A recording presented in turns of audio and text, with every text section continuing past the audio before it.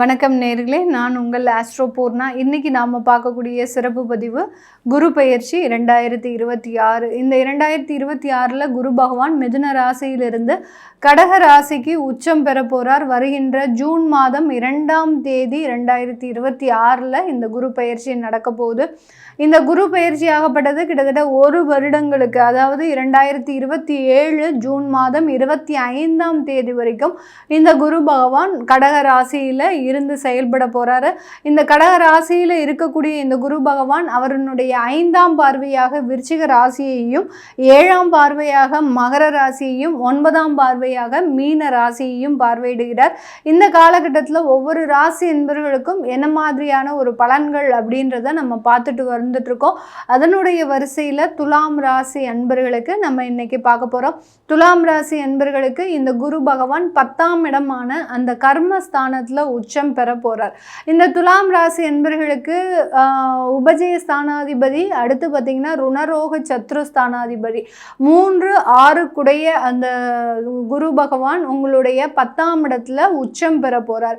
இது என்ன மாதிரியான ஒரு விஷயத்தில் உங்களுக்கு மாற்றங்களை கொடுக்க போகுது, உங்களுடைய குடும்ப வாழ்க்கை எப்படி இருக்க போகுது, இது நாள் வரைக்கும் இருந்த குடும்பத்தில் இருந்த சில தொந்தரவுகள் எந்த மாதிரியான ஒரு திருப்பங்களை நோக்கி நகரப்போகுது அப்படின்றத நம்ம இந்த பதிவில் பார்க்க போகிறோம். இந்த சேனலை முதன்முறையாக பார்க்குறீங்க அப்படின்னா சப்ஸ்கிரைப் பண்ணிக்கோங்க, பெல் பட்டனில் ஆல் ஆப்ஷன் சூஸ் பண்ணிக்கோங்க. துலாம் ராசி என்பர்கள் அப்படின்னு எடுத்துக்கிட்டாலே காலபுருஷனுக்கு 7ஆம் இடத்துல இருக்கக்கூடிய ஒரு ராசி இந்த துலாம் ராசி என்பர்கள். ஒரு கம்யூனிகேஷன் ஸ்கில் அப்படின்றது அதிகப்படியாக இருக்கும். மற்றவர்களை கவரக்கூடிய விதத்தில் தான் இவர்களினுடைய பேச்சுமே இருக்கும். ஒரு அடாவடித்தனமான ஒரு பேச்செல்லாம் இந்த துலாம் ராசி என்பர்கள்கிட்ட இருக்காது. துலாம் ராசிக்கு அந்த குறியீடே பார்த்தீங்கன்னா தராசு தான். மற்றவர்களை அனுசரித்து போகக்கூடிய ஒரு நபர்கள் இந்த துலாம் ராசி என்பர்கள். ராசிக்கு அதிபதி சுக்கிரன் அப்படின்றது இருக்கிறதுனால ஒரு வருமானத்தில் அதிகப்படியாக எண்ணங்கள் அதிகப்படியாக இருக்கும். அதே மாதிரி சேமிப்பு அப்படின்றது அதிகப்படியாக ஒரு கவனங்கள் இருக்கக்கூடிய ஒரு ராசி என்பர்கள். வாழ்க்கையில் எவ்வளோ ஒரு கஷ்டங்கள் வந்தாலும் பரவாயில்ல, கடன் மட்டும் வாங்கக்கூடாது அப்படின்னு நினைக்கக்கூடியவர்கள் இந்த துலாம் ராசி என்பர்கள். இப்படிப்பட்ட இந்த துலாம் ராசி என்பர்களுக்கு குரு பகவான் 10ஆம் இடமான அந்த கர்மஸ்தானத்தில் உச்சம் பெற போகிறார். இந்த 10ஆம் இடத்துல குரு வராரு அப்படின்னாலே பார்த்தீங்கன்னா இடத்துல தொழில் ஸ்தானம் அப்படின்றது தான் இந்த 10ஆம் இடம். இந்த 10ஆம் இடத்துல குரு வராரு அப்படின்னாலே பார்த்தீங்கன்னா தொழில் செய்கிறதுல சில நேர்மைகள் அப்படின்றது கண்டிப்பாக இருக்கும்.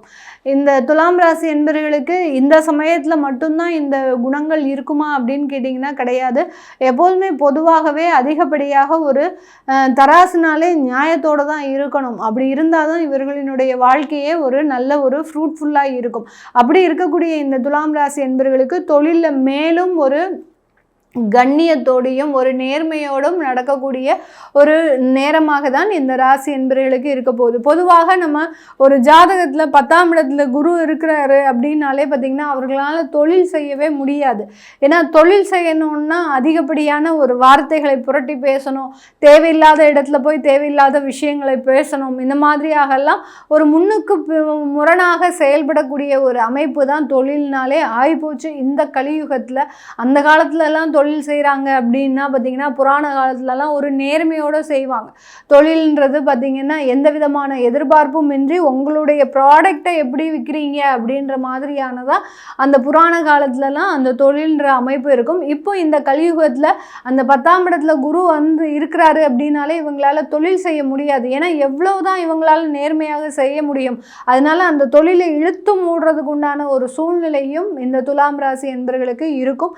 இப்போ கோச்சார நிலவரப்படி அவர் அந்த 10ஆம் இடத்திற்கு வர்றாரு அப்படின்னாலே பார்த்தீங்கன்னா அந்த தொழிலில் நேர்மையின் மூலமாக அதிகப்படியான வளர்ச்சிகளை பெறக்கூடிய ஒரு தருணம். நேர்மையினால் உங்களுடைய ப்ராடக்டோடைய குவாலிட்டியினால் அந்த ப்ராடக்ட் ஆகப்பட்டது உங்களுக்கு ஒரு வளர்ச்சியை கொடுக்கக்கூடிய ஒரு தருணம். உங்களை தேடி சில கிளையண்ட்ஸ்லாம் வரக்கூடிய ஒரு நேரமாக தான் இந்த துலாம் ராசி என்பவர்களுக்கு இருக்க போது. உங்களுடைய குடும்பஸ்தானத்தை அந்த குரு பகவான் பார்வையிடுகிறார். குடும்பஸ்தானம், தனஸ்தானம், அடுத்து பார்த்திங்கன்னா வாக்குஸ்தானத்தை அந்த குரு பகவான் பார்வையிடுறதுனால இந்த இடத்துல பார்த்திங்கன்னா குடும்பம் சம்பந்தப்பட்ட சில பிரச்சனைகள் இருந்து நிவர்த்தி அப்படின்றது முழுமையாக கிடைக்கக்கூடிய ஒரு தருணம்.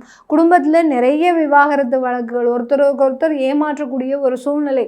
மனைவி என்ன பண்ணுறாங்க அப்படின்றது கணவருக்கு தெரியாது, கணவன் என்ன பண்ணுறாங்க அப்படின்றது மனைவிக்கு தெரியாது. அடுத்து பார்த்திங்கன்னா இந்த 2 உறவுகளுக்கு இடையில் 3வது நபர்களின் தலையீடு அப்படின்றது அதிகப்படியாக இருக்கும். கணவன் மனைவி அந்யோன்யம் அப்படின்றது கடந்த காலத்துலலாம் பெருமளவு ஒரு சாதகமாக இருக்காது.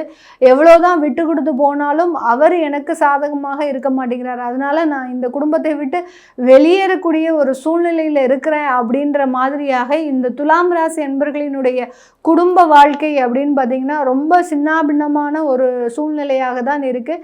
எந்நேரமும் பார்த்திங்கன்னா ஒரு சண்டை சச்சரவுகள், அந்த வீட்டில் பார்த்திங்கன்னா ஒரு அழுகுரல் அப்படின்றது அதிகப்படியாக இருந்துக்கிட்டே இருக்கும். இது எல்லாமே அந்த குருவினுடைய பார்வையின் மூலமாக ஒரு நிவர்த்தியை பெறக்கூடிய ஒரு ஸ்தானத்திற்கு இந்த துலாம் ராசி என்பர்கள் வரப்போகிறாங்க. இந்த இடத்துல பார்த்திங்கன்னா குரு பகவானின் பார்வையாகப்பட்டது இவர்களுக்கு அதிகப்படியான வேலை வாய்ப்புகளை கொடுக்கக்கூடிய ஒரு தருணம். கடந்த காலத்தில் வேலை இழப்புகள் அதிகப்படியாக இருக்கும், அதே ஈக்குவல் ரேஷியோவாக இப்போ இந்த குரு பெயர்ச்சி வேலை வாய்ப்புகளை கண்டிப்பாக கொடுக்கக்கூடிய ஒரு நேரமாக தான் இந்த ராசி என்பர்களுக்கு குரு பயிற்சி இருக்க போது. இந்த ராசி என்பர்களினுடைய 4ஆம் இடத்தை குரு பகவான் பார்வையிடுகிறார். அதனால் சொத்துக்கள் வாங்கக்கூடிய ஒரு நேரம். எனக்காவது ஒரு காணி நிலமாவது வேணும் அப்படின்னு ஆசைப்பட்டவர்களுக்கு எல்லாருக்குமே இந்த துலாம் ராசி என்பவர்களுக்கு இந்த வருடம் சொத்துக்களை சேர்க்கிறதுக்கு உண்டான ஒரு நேரம். இந்த துலாம் ராசி என்பவர்களை பொறுத்த மட்டுக்கும் சிறு வயதிலிருந்தே மற்ற உறவுகளுக்காக, தன்னுடைய உடன் பிறந்த சகோதர சகோதரிகளுக்காக தன்னுடைய வாழ்க்கையை தியாகம் செய்தவர்கள் தான் சொல்லணும். அவர்களுக்குன்னு ஒரு சில சொத்துக்களை வச்சுக்க மாட்டாங்க, எல்லாத்தையுமே அவர்களுக்காக மற்றவர்களுக்காக உழைச்சி சம்பாதித்து கொடுத்தவர்களாக தான் இருப்பாங்க. இன்னைக்கு நேரத்துக்கு உங்களுக்கு ஒரு சில சொத்துக்களை வாங்கக்கூடிய ஒரு அமைப்பை இந்த குரு பகவான் 10ஆம் இடத்திலிருந்து இந்த துலாம் ராசி என்பர்களுக்கு கொடுக்க போறார். அடுத்து இந்த குரு பகவானினுடைய பார்வை 6ஆம் இடத்திற்கு படுறதுனால நான் முதலே சொன்ன மாதிரி வேலை வாய்ப்புகள் இருக்கும். அடுத்து பார்த்திங்கன்னா எதிரிகளினுடைய தொந்தரவுகள் குறையும். அடுத்து திருஷ்டி தோஷங்கள் குறைவதற்குண்டான ஒரு நேரம். எங்கே போனாலும் ஒரு உடல் பலவீனங்கள் அடிக்கடி ஏற்பட்டுகிட்டே இருக்கும். என்னவோ தெரியல, நான் வெளியில் போயிட்டு வந்தாலே எனக்கு உடல்நிலை சரியில்லாமல் போயிடுது, என்னுடைய உறவுகள் வீட்டுக்கு போயிட்டு வந்தாலே எனக்கு முடியாமல் வந்துடுது, இல்லாத வியாதியெல்லாம் எனக்கு வரக்கூடிய ஒரு சூழ்நிலையாக இருக்குது. இப்படி அந்த திருஷ்டி தோஷங்களினுடைய தாக்கம் அதிகமாக இருக்கக்கூடிய இந்த துலாம் ராசி என்பர்களுக்கு இந்த குரு பகவானின் பார்வையாகப்பட்டது இந்த மாதிரியான சில பிரச்சனைகள் இருந்து நிவர்த்தியை கொடுக்கக்கூடிய ஒரு நேரமாக இருக்கும். அடுத்து பார்த்தீங்கன்னா அந்த 6ஆம் இடத்துல சனி பகவான் இருக்கிறதுனால அந்த சனியை குரு 9ஆம் பார்வையாக பார்க்கறதுனால இதுநாள் வரைக்கும் வேலையில் உயரதிகாரிகளின் தொந்தரவுகள் அதிகமாக இருந்திருக்கும் இந்த துலாம் ராசி என்பர்களுக்கு. இந்த வருடத்தில் அந்த உயரதிகாரிகளின் தொந்தரவுகள் அப்படின்றது குறைஞ்சிருக்கும். ஒன்றா உயரதிகாரியை தூக்கி டிரான்ஸ்ஃபர் போடுறது இல்லை, உங்களுக்கு அதுக்குண்டான சில சாதகமான விஷயங்கள் நடக்கிறதுக்குண்டான ஒரு நேரமாக இருக்க போது. இந்த துலாம் ராசி என்பர்களுக்கு அரசாங்க உத்தியோகத்தில் அதிகப்படியான வழக்குகளை நீங்கள் சந்திச்சிருப்பீங்க. தேவையில்லாத இடமாற்றம், நீங்கள் செய்யாத தப்புக்கு உங்களுக்கு சில பனிஷ்மெண்ட்டு, அடுத்து பார்த்தீங்கன்னா அந்த வேலையில் உங்களுக்கு அலுவலக ரீதியான வழக்குகள், இதெல்லாமே ரொம்ப மென்டல் டென்ஷனாக இருக்கக்கூடிய ஒரு காலமாகலாம் இருந்திருக்கும் கடந்த வருடத்தில். இது எல்லாமே இந்த வருடத்தில் உங்களுக்கு நிவர்த்தி ஆகக்கூடிய ஒரு நேரமாக தான் இந்த ராசி என்பர்களுக்கு இருக்க போது. இந்த துலாம் ராசியில் இருக்கக்கூடிய சித்திரை நட்சத்திர அன்பர்களுக்கு உங்களுடைய உடன் பிறந்தவர்களோடு ரொம்ப கவனமாக இருக்கணும். அந்த உடன் பிறந்தவர்களோடு சேர்ந்து செய்யக்கூடிய தொழிலில் சில பாதிப்புகள் ஏற்படுவதற்குண்டான ஒரு அமைப்புகள் அப்படின்றது இருக்கு. அடுத்து பார்த்தீங்கன்னா சுவாதி நட்சத்திர அன்பர்களுக்கு, துலாம் ராசியில் இருக்கக்கூடிய சுவாதி நட்சத்திர அன்பர்களுக்கு உங்களுடைய குழந்தைகள் சம்பந்தப்பட்ட விஷயத்தில் ரொம்ப கேர்ஃபுல்லாக நீங்கள் டிசிஷன்ஸ் எடுக்கணும். அது நல்ல வளர்ச்சியை நோக்கி தான் இருக்கும். அடுத்து பார்த்திங்கன்னா உயர்கல்வி, அந்த குழந்தைகளுக்கு தேவையான உயர்கல்வியை அமைத்து தர்றதில் இந்த சுவாதி நட்சத்திர அன்பர்கள் முழுமையான பங்கை வகிக்கக்கூடிய ஒரு நேரமாக தான் இருக்கும். அடுத்து விசாகம் நட்சத்திர அன்பர்களுக்கு இந்த காலகட்டம் நல்ல உயர் பதவி, ஒரு நல்ல ஒரு ஆடம்பரமான ஒரு வாழ்க்கை நல்ல ஒரு சுகமான ஒரு வசதி வாய்ப்புகளை பெற்றுத்தரக்கூடிய ஒரு நேரமாக தான் இந்த குரு பெயர்ச்சி இருக்க போகுது. இது எல்லாமே நம்ம கோச்சார நிலவரப்படி பலன்களை கணிச்சு சொல்லியிருக்கிறோம். உங்களுடைய சுய ஜாதக திசாபுத்தியின் அடிப்படையில் உங்களுடைய திருமண வாழ்க்கையை தெரிஞ்சுக்கிறதுக்கும் திருமணத்தில் இருக்கக்கூடிய சில தடைகளை தெரிஞ்சுக்கிறதுக்கும் கீழே இருக்கிற நம்பருக்கு வாட்ஸ்அப்பில் அப்பாயின்மெண்ட் வாங்கிக்கிட்டு நீங்கள் கன்சல்ட் பண்ணிக்கலாம். உங்களுடைய குழந்தைகளுக்கு ஜாதகம் எழுதணும், நியூமராலஜி படி பெயர் வைக்கணும்னு நினைக்கிறவங்களும் கீழே இருக்கிற நம்பருக்கு வாட்ஸ்அப்பில் மெசேஜ் அனுப்புங்க.